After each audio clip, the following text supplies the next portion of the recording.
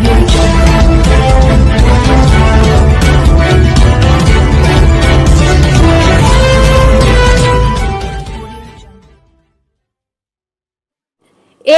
ఆధ్యాత్మిక విధ్వంసానికి చంద్రబాబే కారకుడని BR Naidu TTD chairman అయిన నాటి నుంచి తిరుమల ప్రతిష్ట రోజు రోజుకి దిగజారిపోతుందని వైఎస్ఆర్సీపీ రాష్ట్ర అధికార ప్రతినిధి టీటీడీ మాజీ చైర్మన్ బోమన కరుణాకర్ రెడ్డి ఆగ్రహం వ్యక్తం చేశారు. తిరుపతిలోని తన నివాసంలో ఏర్పాటు చేసిన మీడియా సమావేశంలో ఆయన మాట్లాడుతూ బాబు నాయుడు గారి ఆదేశంతో నమ్మిన బంటైన బీఆర్ నాయుడు నేతృత్వంలో పోలీసుల మీద విపరీత ఉన్నది. వైఎస్ఆర్ కాంగ్రెస్ పార్టీ కార్యకర్తనే ఈ రకంగా కాళీ బాటళ్లు పెట్టినాడు. దీన్ని సాక్షి విలేకరి క్యారీ చేసినాడు. నవీన్ అనేటువంటి వ్యక్తి మొత్తం సోషల్ మీడియాలో దీన్ని అందుకొని ప్రచారం చేసినాడు అని ఒక కేసు బనాయించి ఓ తప్పుడు కేసును ఎంత దుర్మార్గంగా వ్యవహరించాలనో అంత దుర్మార్గంగానూ వ్యవహరించినారు.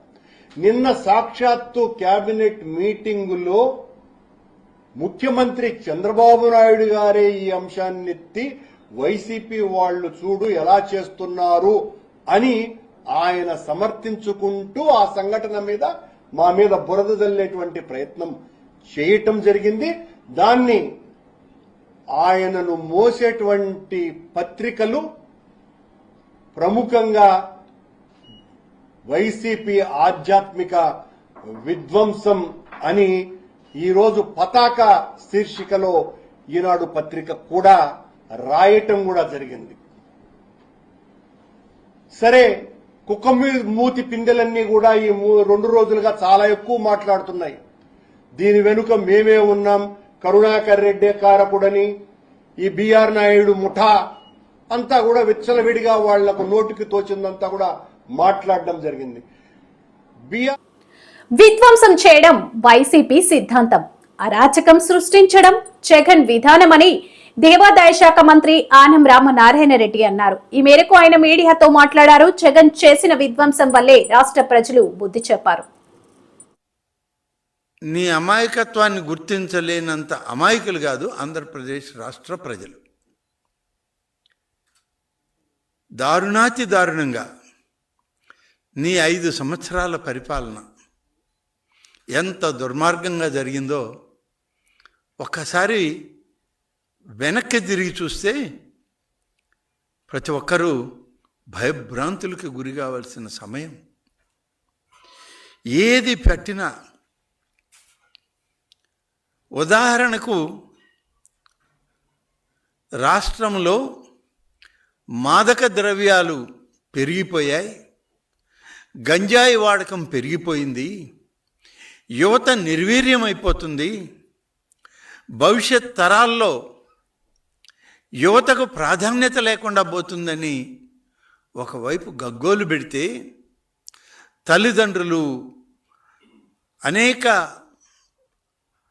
పౌరులు, అనేక మంది సంస్థలు, విద్యా సంస్థలు, స్వచ్ఛంద సంస్థలు ముందుకొచ్చి చెప్తే ఏమీ పట్టించుకోకుండా గంజాయి బ్యాచ్లను ప్రోత్సహించినటువంటి వ్యక్తివి ఇవాళ నేనేదో చేశానంటే ఏం చేశావు? నీ 5 సంవత్సరాల కాలంలో యువత నిర్వీర్యమైపోవడానికి కారకుడు నువ్వే. మాదక ద్రవ్యాలను పెంచి పోషించావు, గంజాయి తోటలను పెంచి యువతని సర్వనాశనం చేశావు. ఆనాడే చెప్పాం మేము, నువ్వొక ఆర్థిక ఉగ్రవాదివని. ఇవాళ మళ్ళీ కొత్తగా చెప్పాల్సిందేంటి? కానీ చెప్పాల్సి వస్తుంది. రాజకీయాల్లో సమయానికి మార్పులు వస్తూ ఉంటాయి. కొన్ని సందర్భాల్లో గమనించకుండా మర్చిపోవడం అనేటువంటిది సహజం ప్రజల్లో. అన్నీ గుర్తుపెట్టుకుంటే వాళ్ళకున్న మెదడు కూడా పనిచేయదు. అందులో రాష్ట్రంలో మెడికల్ కాలేజీల నిర్వహణకు ప్రభుత్వం అనుసరిస్తున్న పీపీపీ విధానం ప్రైవేటీకరణ కంటే ప్రమాదకరమైందని సిపిఎం రాష్ట్ర కార్యదర్శి వి శ్రీనివాసరావు హెచ్చరించారు. విజయవాడ ధర్నా చౌక్ లో ప్రభుత్వ మెడికల్ కళాశాల పరిరక్షణకై సామూహిక నిరసన దీక్ష కార్యక్రమంలో ఆయన మాట్లాడారు. చివరికి ఒకసారి పేపర్లో చూశాను, పల్నాడు మెడికల్ కాలేజీకి కిమ్స్ వాళ్ళు వేశారు ఒకే బిడ్ అని. తీరా మరుసటి రోజు సవరణ వచ్చింది, కిమ్స్ కాదు ఆదోని కింద కిమ్స్ వాళ్ళు కాదు, కిమ్స్ వాళ్ళు ఒక డాక్టర్ వేసాడని వచ్చింది ఆదోని మెడికల్ కాలేజీకి. ఆ మెడికల్ కాలేజ్ దగ్గర నేను వెళ్ళి చూసి వచ్చాను, ఆదోని మెడికల్ కాలేజీని కూడా చూసి వచ్చాను. అక్కడ విద్యార్థుల మీద తీవ్రమైన దమనకాండ చేసింది ఆ రోజు ప్రభుత్వం. వాళ్ళు చూడటానికి వెళ్ళిన వాళ్ళ మీద లాఠీచార్జ్ చేసి అరెస్టులు చేశారు. ఆ సందర్భంలో వాళ్ళని పలకరించడానికి వెళ్ళాను నేను. ఈ రకంగా ఒక్కళ్ళు కూడా ముందుకు రావట్లేదంటే ఇది 100కి 100 పాళ్ళు పీపీపీ యొక్క వైఫల్యం. ఈ పాటికి కాలేజీలన్నీ అయిపోయి ఉండే, 1.5 సంవత్సరం ఈ ప్రభుత్వం వచ్చి కట్టేసి ఉండి పాటికి అయిపోయి ఉండే. ఇప్పుడు 2 కాలేజీలు రెడీగా ఉన్నాయి, ఇంకొక 5-6 కాలేజీలు చివరి 80% పూర్తయి మొత్తం 8 కాలేజీలు ఈ పాటికి పూర్తయి వైద్యం కూడా చేసి మెడికల్ కాలేజీలో సీట్లు కూడా వచ్చి ఉండే. ఈ తెలుగుదేశం తీసుకున్నటువంటి ఒక పనికిమాలిన విధానం వల్ల మనం దాదాపు 700 సీట్లు మెడికల్ సీట్లు కోల్పోయాం ఈ సంవత్సరం. దానికి ఎవరు జవాబు చెబుతారని అడుగుతున్నాను. ఈ పాటికి ఒక 700 మంది సీట్లు పొందుండేవాళ్ళు వీళ్ళు. కానీ మెడికల్ కాలేజ్ 2 కాలేజీలు 50 మంది చొప్పున ఇచ్చినటువంటి వాటిని వెనక్కి తెచ్చేసింది ప్రభుత్వం. ఇదే అభివృద్ధి? ఇదేనా అభివృద్ధి అని అడుగుతా ఉన్నాను. అందుకని ఎలాంటి పనికిమాలిన విధానాలతోటి రాష్ట్రం అభివృద్ధి చెందదు. ఎందుకనంటే ఎందుకు రావట్లేదు ప్రైవేట్ వాళ్ళు? బోర్డు 2 సార్లు కన్స్ట్రక్షన్ మీ ఇష్టం వచ్చిన పెట్టుకోండి, స్థలాలు మీ ఇష్టం వచ్చిన వాడుకోండి, నర్సింగ్ కాలేజీలో పెట్టుకోండి, లేకపోతే అక్కడ డెంటల్ పెట్టుకోండి, మీ ఇష్టం అని ఫుల్ లైసెన్స్ ఇచ్చినా ఎవరు రావటం లేదు. అంటే ఇప్పటికే కాలేజీలు ఎక్కువైపోయినాయి అనుకుంటున్నారు, లాభాలు సరిగ్గా రావనుకుంటున్నారు. కాబట్టి ఇప్పటికైనా ప్రభుత్వం కళ్ళు తెరిచి జ్ఞానోదయం తెచ్చుకొని వీటిని వెంటనే నిర్మాణం ప్రారంభించకపోతే లక్షల ఆస్తి, కోట్ల ఆస్తి, జాతీయ సంపద, ప్రజల సంపద వృధా అవుతుంది. ఈ ప్రజల సంపదని, జాతీయ ఆస్తిని వృధా చేసినటువంటి పాపం తెలుగుదేశం పార్టీని అవుతుందని చెప్పదలుచున్నాను. అభివృద్ధి అంటే ఉన్న వాటిని మూలన పడేసి వాటిని పడవ పెట్టేసి ఎవరు మీరు అభివృద్ధి చేసేదని? ఎక్కడ అభివృద్ధి చేస్తారు? ఊరికనే ఎంఓఎల్ చేసేసుకుంటే అభివృద్ధి అవుతుందని చెప్పాడు. అభివృద్ధి అనే మాట ఒట్టి మాట. ఇది కావాలని ప్రజలను. వైసీపీ అధినేత వైఎస్ జగన్మోహన్ రెడ్డికి AP deputy CM Pawan Kalyan strong warning ఇచ్చారు. పీఠాపురంలో ఏ చిన్న ఘటన జరిగినా వైసీపీ నేతలు వైరల్ చేస్తున్నారని విమర్శలు చేశారు. అవాస్తవాలను వైరల్ చేయడం మానుకోవాలని సూచించారు. వైసీపీ ఫేక్ ప్రచారాన్ని తిప్పికొట్టాల్సిన అవసరం ఉందన్నారు. మీరిస్తున్నారు చెడు వార్తలకి, మీరిస్తున్నారు బలం. ఒకటి మనల్ని తిడుతుంటే మీరు దాన్ని వైరల్ చేస్తే మీరు బలం ఇస్తున్నారు. ఒకటి చెడగొడుతుంటే వచ్చి మీరు ఎదురు ప్రశ్నించకపోతే మీరు బలహీనలు అయిపోతారు. మీరు నాకు ఓట్లేస్తే సరిపోదు అని ఎందుకు చెప్తున్నాను? 5 సంవత్సరాల పిఠాపురంలో గత ప్రభుత్వంలో ఒక్కసారి మీరు ప్రతి ఒక్కరు మేధావులు చాలామంది ఉన్నారు, పత్రికేయులు ఉన్నారు, చాలామంది విభిన్నమైన పార్టీల నాయకులు ఉన్నారు. ఈ గత 5 సంవత్సరాల కాలంలో ఎన్ని కోట్లు ఖర్చు పెట్టారో ఒకసారి అడగమని చెప్పాను. నువ్వు పేరంటాలకి రాలేదు, పబ్బాలకి రాలేదంటే ఒక దేశం కోసం శ్రమించే వ్యక్తిని, ఇంత మందిని ఏకం చేసే వహించే వ్యక్తిని నాకు మీరు ఇవ్వాల్సింది, మేము ఉన్నాం కాచుకుంటాను, మిగతా వెళ్ళి పని చేయని చెప్తే కదా నాకు ఆనందం. అలా కాకుండా వచ్చి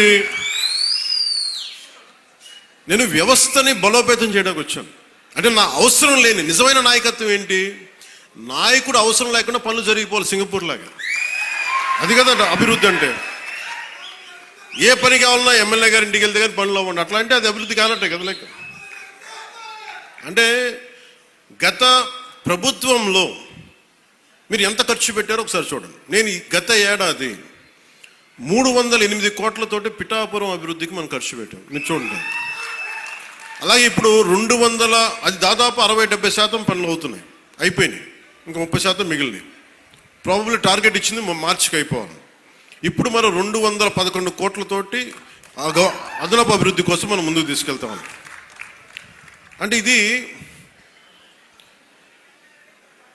26 కోట్లతోటి ప్రారంభమైనవి, మన పని పూర్తయినవి, ప్రారంభోత్సవాలు చేశాం. మీరు అడగాల్సింది గత ప్రభుత్వ నాయకులను వచ్చి, వాళ్ళు వారి పాలనలో జగన్మోహన్ రెడ్డి ఆదేశాల మేరకు వైఎస్ఆర్ కాంగ్రెస్ పార్టీ యువజన మరియు విద్యార్థి విభాగాల ఆధ్వర్యంలో విశాఖపట్నం జీవీఎంసీ ఎదురుగా ఉన్న మహాత్మా గాంధీ విగ్రహం వద్ద ఎన్నికల హామీల అమలును ప్రశ్నిస్తున్న విద్యార్థి యువజన విభాగాల నాయకులపై మరియు వివిధ ప్రజా సంఘాల కార్యకర్తలపై ప్రభుత్వం అక్రమంగా బనాయిస్తున్న కేసులకు వ్యతిరేకంగా నిరసన కార్యక్రమం. ఈరోజు కూటమి ప్రభుత్వం అధికారంలోకి వచ్చిన తర్వాత ఎన్నికలకు ముందు ఇచ్చిన హామీలన్నింటినీ ఏ హామీని కూడా నెరవేర్చలేక ఎన్నికల్లో గెలిచిన మొదటి క్షణం నుంచి కూడా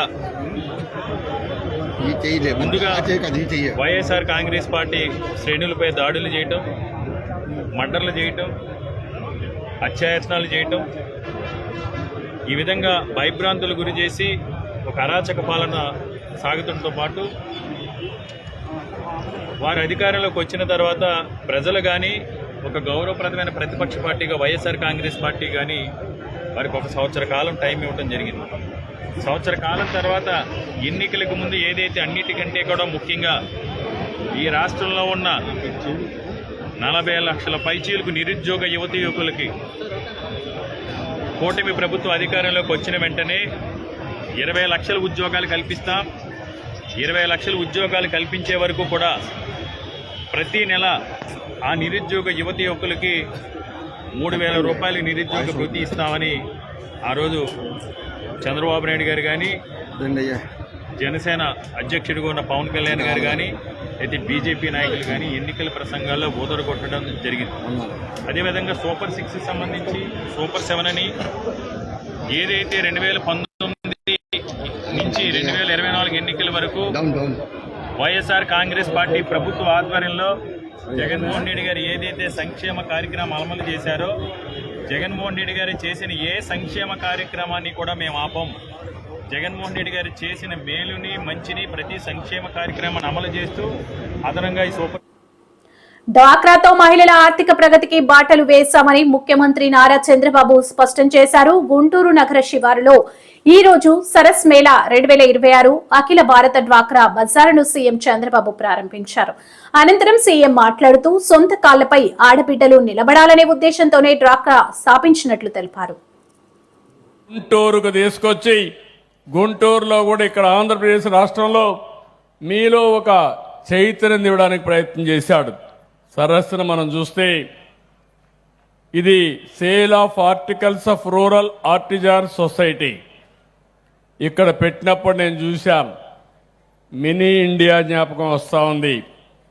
మీ చేతి వృత్తులు చూశాను, మీ కళలు చూశాను. ఇవన్నీ చూస్తే రాబోయే రోజుల్లో నాకు ఏమాత్రం అనుమానం లేదు, భవిష్యత్ అంతా మా మహిళదే, దాంట్లో అనుమానమే లేదని చెప్పి మీకు తెలియజేస్తున్నా.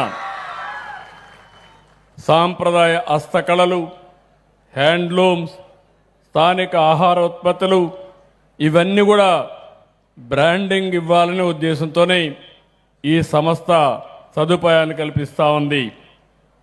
ఇందులో మీరు చూస్తే 10 ఎకరాల భూమి 18 వరకు కొనసాగుతుంది. చాలా బ్రహ్మాండంగా ఏర్పాటు చేశారు. అప్పుడే మొన్నే 1వ తారీఖు అయింది. కానీ సంక్రాంతి గుర్తొచ్చే విధంగా, సంక్రాంతి నిజమైన సంక్రాంతి మన జీవితాల్లో వెలుగులు తీసుకొచ్చే విధంగా ఈ కార్యక్రమాన్ని ఏర్పాటు చేశారు. దీనికి మనస్ఫూర్తిగా అభినందనలు. సాయంత్రం అయితే మళ్ళీ మీరు వెళ్ళిపోకుండా సాంస్కృతిక కార్యక్రమాలు కూడా పెట్టారు. ఇలాంటివన్నీ కూడా చేసి పెద్ద ఎత్తున ముందుకు పోతున్నారు. ఈరోజు మీరు ఒక్కసారి చూస్తే రాష్ట్రంలో డాక్రా సంఘాలు గ్రామీణ ప్రాంతాల్లో 89 లక్షల మంది ఉన్నారు. మెప్మా సంఘాలు 24 లక్షల మంది ఉన్నారు. ఇద్దరిని కలిపితే 1,13,00,000 కుటుంబాలుండే ఏకైక సంస్థ మా మెప్మా సంఘాలు, డాక్రా సంఘాలు అని చెప్పి విజ్ఞప్తి చేస్తున్నా. నేను ఆ రోజు మీ అందరికి ఒక శక్తినిచ్చాను, నేను ఒకటి నేర్పించాను. మీరు నీతి నిజాయితీగా ఉండాలి. బ్యాంకులో డబ్బులు తీసుకుంటే ఎగ్గొట్టకుండా మళ్ళా తిరిగి పే చేసి ఎప్పుడు అడిగినా మీకు డబ్బులు ఇస్తారని చెప్పాం. అది చాలా బాగా పాటించారు. ఈరోజు మీరు చూస్తే 24-25లో 46,590 కోట్ల రూపాయలు. ఆరోగ్య ఆంధ్రప్రదేశ్ నిర్మాణంలో అందరూ భాగస్వామ్యం కావాలని రాష్ట్ర వైద్య ఆరోగ్య శాఖ మంత్రి సత్యకుమార్ యాదవ్ పిలుపునిచ్చారు. ఏపీ వ్యాప్తంగా అన్ని ఆసుపత్రుల సూపరింటెండెంట్లు, బోధన ఆసుపత్రుల ప్రిన్సిపాలతో మంత్రి ఒకరోజు వర్క్ షాప్ నిర్వహించారు. వచ్చే ప్రయత్నం చేయగలమా? మనం ఇవాళ 25 లక్షలు మనకు R&D కోసం ఇచ్చారు. తర్వాత ఈ 10 లక్షల రూపాయలు స్పోర్ట్స్ గురించి 10 లక్షలు ఇస్తున్నామని, తర్వాత 10 లక్షలు అల్యూమినై దీని గురించి. ఎందుకు అల్యూమినై? మనం చాలా కాలేజీలని ఇన్స్పిరేషన్గా తీసుకోవాల్సిన అవసరం ఉంది. ఇవాళ దేశంలోనే మనం ప్రత్యేకంగా ఏ కాలేజ్ గురించి అన్నా మాట్లాడుకోవాలి అనుకుంటే Guntur GGH Guntur medical college గురించి మాట్లాడే వాళ్ళ అల్యూమినై వాళ్ళు వచ్చి 100 కోట్లకు పైగా ఇవాళ MCH బ్లాక్ కోసం ఖర్చు పెడుతున్నారంటే, అదేవిధంగా కాకినాడలో కూడా చేస్తున్నారంటే, మరి old teaching hospitals 11 teaching hospitals ఏమున్నాయో వాళ్ళలో కూడా అల్యూమినై ఉన్నారు, వాళ్ళలో కూడా పెద్ద స్థాయికి వచ్చిన వాళ్ళు ఉన్నారు, వాళ్ళలో కూడా బయట దేశాల్లో స్థిరపడిన వాళ్ళు ఉన్నారు, వాళ్ళలో కూడా ఆర్థికంగా బాగుపడిన వాళ్ళు ఉన్నారు. మరి వాళ్ళని మనం ఎందుకు మోటివేట్ చేయగలుగుతున్నాం? ఈ విషయంలో ప్రిన్సిపాల్ కాస్త ప్రత్యేకంగా దృష్టి పెట్టాలి. మీరు కాస్త మోటివేట్ చేయగలిగి అల్యూమినియం మీట్లు పెట్టేసి, అల్యూమినియం మీట్ల తర్వాత వాళ్ళని కాస్త మోటివేట్ చేసి, అవసరమైతే ప్రభుత్వం వైపు నుంచి మాట్లాడించి, సెక్రటరీ లెవెల్లో మాట్లాడించి, ఇంకా అవసరం అనుకుంటే ముఖ్యమంత్రి గారి స్థాయిలో కూడా మనం మాట్లాడించడానికి అవకాశం ఉంది. కాబట్టి వాళ్ళ మోటివేషన్ వచ్చేలాగానే మనం చదివిన కాలేజీకి, ఈ కాలేజీ నుంచి మనం డాక్టర్లు అయ్యాం, డాక్టర్లు అయిన తర్వాత ఆర్థికంగా ఈ స్థితికి వచ్చాం, తర్వాత ఈ give back to the society కాన్సెప్ట్తో ఈ కాలేజీకి మనం ఏమైనా చేయగలము అనే భావన ఉన్న వాళ్ళు చాలా మంది ఉన్నారు. మోటివేట్ చేయాలి. అయితే మేము అమెరికాకి వెళ్ళాం, మాణిక్యాలరావు గారు కూడా ఉన్నారు. అమెరికాకి వెళ్ళినప్పుడు RM ఖానా, SM ఖానా, తర్వాత జిమ్ ఖానా, ముగ్గురు 1,500 మంది ఆ రోజు మెడికల్ డాక్టర్స్ అక్కడ ఉన్నారు. 1,500 మంది ఉన్నారు. మిగతా కాలేజీల వాళ్ళు కూడా కలుతున్న వాళ్ళు లేరా? Tirupati old teaching hospital, Tirupati వాళ్ళ గురించి ఆలోచించండి. లేదా కాకినాడ ఎలాగో చేస్తున్నారు. GGHలో ఒక సెంటనరీ బ్లాక్ ఇచ్చారు, కానీ అది సరిపోదు. ఇంకా ఇక్కడ కూడా మన 50 years చరిత్ర ఉంది మన సిద్ధార్థ మెడికల్ కాలేజ్కి. దాంట్లో చిన్న చిన్న ఇష్యూస్ కూడా మనం గవర్నమెంట్ పరిమితులు ఉన్నాయి, గవర్నమెంట్ నుంచి చేయాల్సింది గవర్నమెంట్ ప్రతిదీ చేస్తుంది.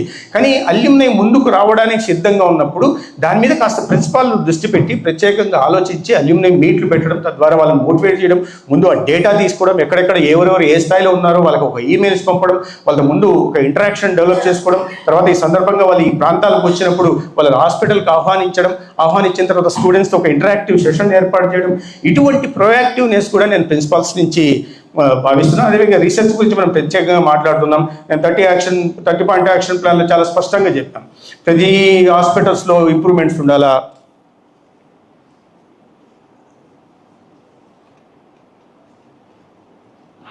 ప్రతి కాలేజ్లో ఈ ఇంప్రూవ్మెంట్స్ ఉండాలి అని మనం మాట్లాడుకున్నాం. ఇక్కడ మనం ఎంతమంది ప్రొఫెసర్లు ఇవాళ పేపర్స్ పబ్లిష్ చేస్తున్నారు,